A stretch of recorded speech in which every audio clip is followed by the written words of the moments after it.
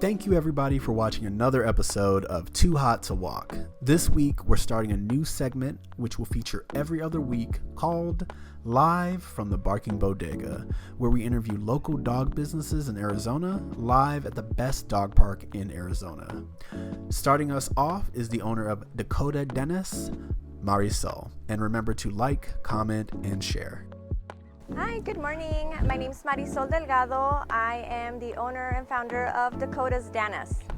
Perfect. So your dog Dakota is so pretty, especially in her Wonder Woman costume. Do you have any tips for potential future Husky owners? Yes, thank you. She's adorable and we love her so much. I would say one of the things that I would recommend is to definitely do your research on the breed.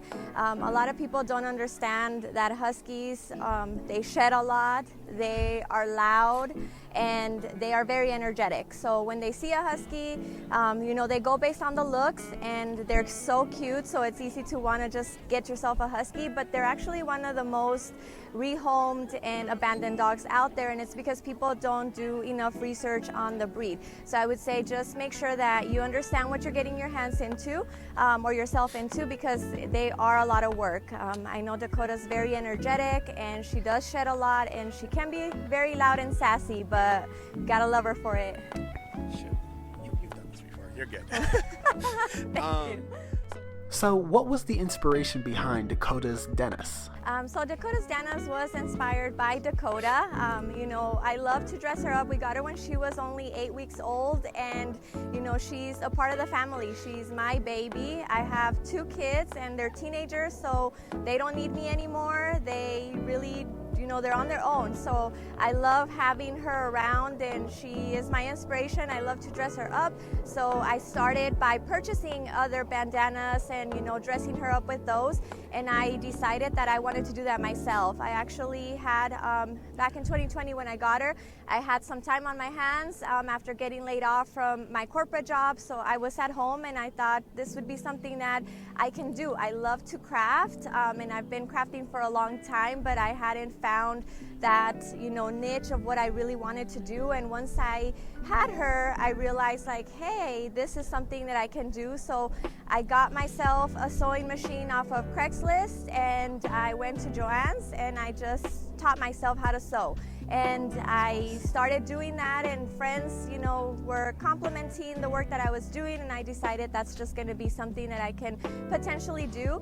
I am working full-time now, so now this has become, my evenings and my weekends, but because it's something that I love, I don't mind doing it. So I pretty much work all the time.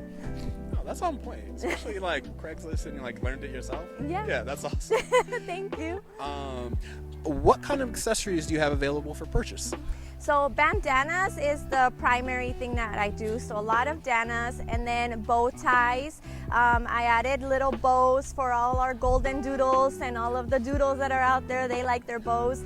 And I am going to be adding some additional product to it. So I'm going to be doing t-shirts, t-shirts for moms and the dogs as well. And then the poop bag holder. So those are coming. So because it's just me doing all the work, it's been a slow progression and transition into adding stuff, and because I'm still learning how to sew and learning how to do all these things, it's something that it's kind of slowly growing, so I'm starting to add stuff to it little by little. Okay.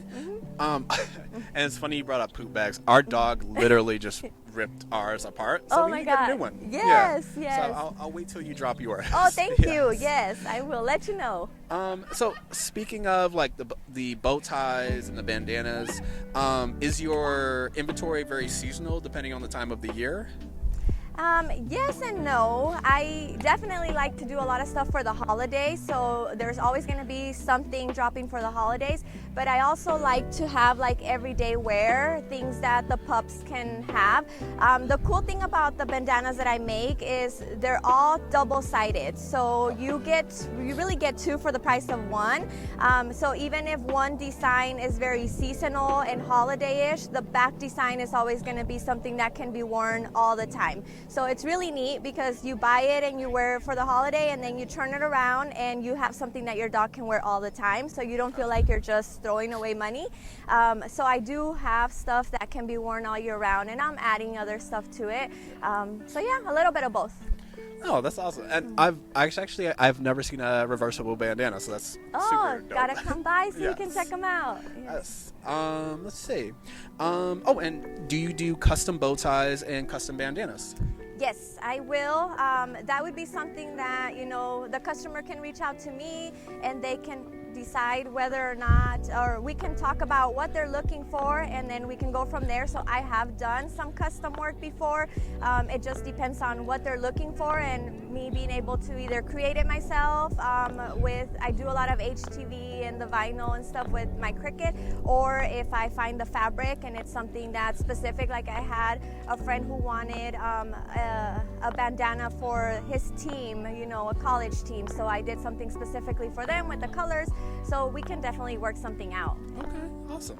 And then where can people purchase your products, and where can they find more information about events that you're participating in? Yeah, so my Instagram page is really my primary page for everything Dakota's Dana. So if I'm going to be at an event, or if I'm dropping a new collection or adding stuff to the website, then it's all going to be on Instagram at Dakota's Danas. And then I have an Etsy shop, and if you go to my Etsy shop, it's dakotasdanas.etsy.com, and that's where you can purchase, or you can DM me directly on Instagram if they wanted to do a custom design, and then we can work something out and I can add it to the shop.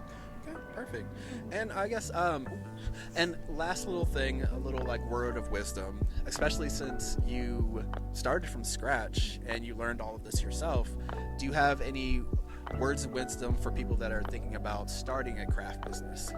Yeah, I would say the hardest thing is getting started. I know it was hard for me to get the confidence to just get it out there and get going. So don't be afraid to do it. You have nothing to lose. It's your work. The people that love it are going to purchase it.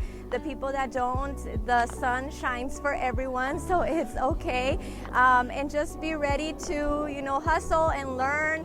I learn a lot by looking on TikTok, and there's a lot of other makers that are really good about showcasing their work and how they started. So that's what I did. I learned from others, and I try to, put that on my Instagram page when I'm working on things, so that I can also help others and reach out. I've reached out to other vendors. I've reached out to other people and asked for help and asked for, suggestions and just ideas. And, everybody's been very receptive. So I said, don't be afraid to reach out to others when you don't know.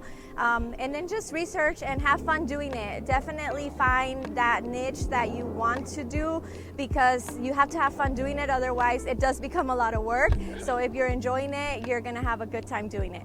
Okay, I love that. And then one more time, can you just plug your social medias one more time? Yes, so you can follow my Dakota's Danas page at Dakota's Danas on Instagram. If you want to follow Dakota and see, her everyday life, she's got a TikTok. It's Dakota's, I am Dakota, it's Dakota.the-Husky on TikTok and on Instagram. Okay, perfect. Thank you so much. You rocked that. Oh, thank you. Yeah. Thank you. I appreciate it. There Thank were you. no nothing. Oh, yay. Thanks. Oh, my God. I was nervous. Thank you.